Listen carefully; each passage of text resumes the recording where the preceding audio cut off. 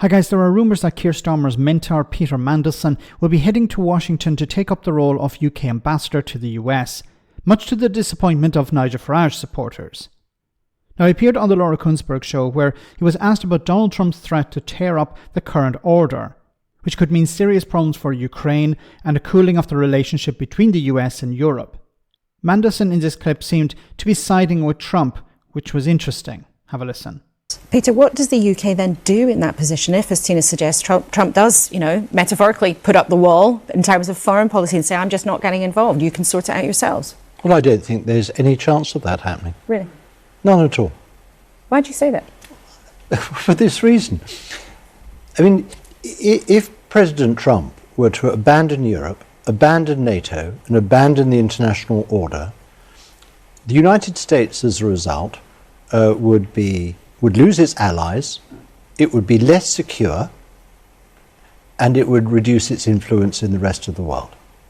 It would be a tremendous boon for our long-term strategic rival, where we face the greatest challenge, which is China. They'd be jumping for joy.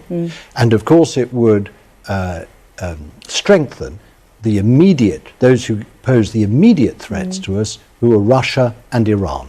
So I really think there's almost zero possibility of President Trump proceeding in that way. But of course, is he happy about Europe's state of defence? No. Is he happy about the state of NATO? No, he isn't. Is he happy about the international order, state of the Union? No, he's not. So he will bring change. I'm not disputing that. I just think it's less likely to be the sort of unilateral isolationist change that some of the more alarmist people are talking about. Tina, are you an alarmist then? Peter's telling you you're wrong. I just think he's going to try to, obviously he said within 24 hours I will make a deal happen. And the only deal that could happen is Zelensky just giving up his desire to be in NATO and giving up the land that Putin has already taken. Tina, I think we can navigate a way through this, if I may. Look, whatever happens to the fringes of Ukrainian territory, and in that I don't think anyone should be dictating to the Ukrainians what they do. What is sacrosanct is their freedom.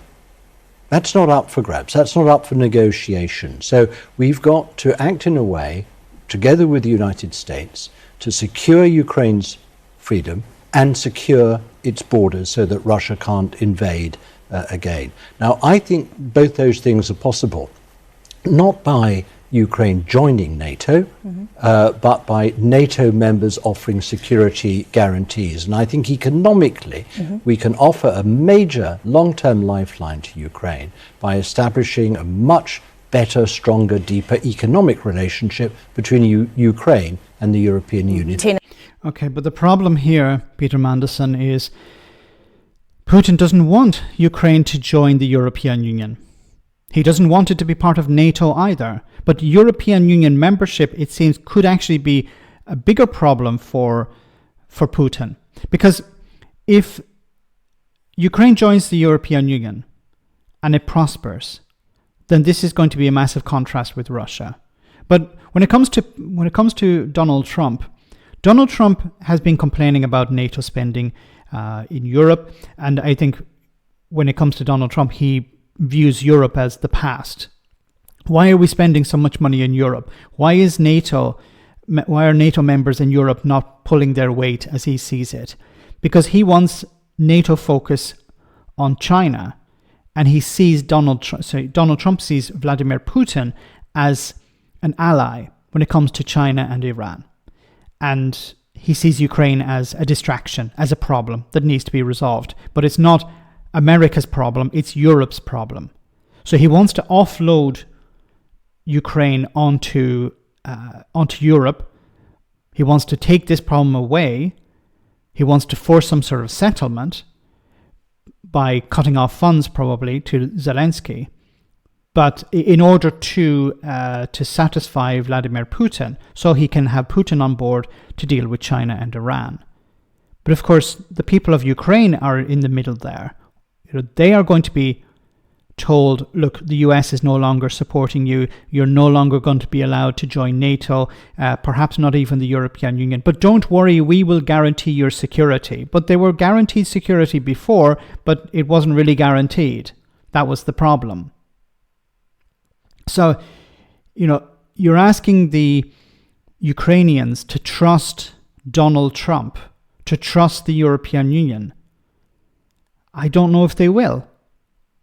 They're also expected to trust Vladimir Putin, that he won't attack once again. The real defense that Ukraine is looking for is NATO membership, because they know if they're a member of NATO, they will not be attacked, because an attack on one is an attack on all. Now, when it comes to China and Iran, Trump wants to focus on that.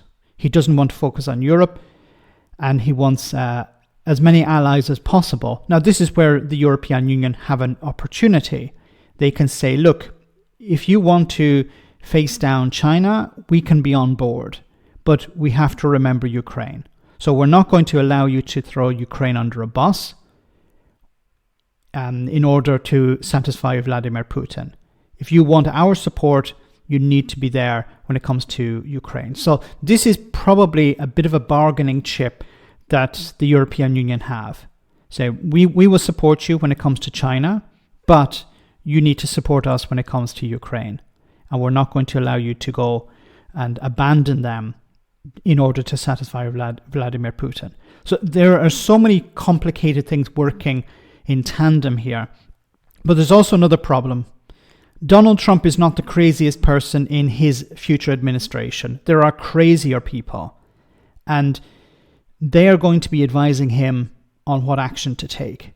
So it's going to be difficult for the adults in Europe, the adults in the UK, to try and steer, not control, they can't control him, but to steer Donald Trump in the right direction.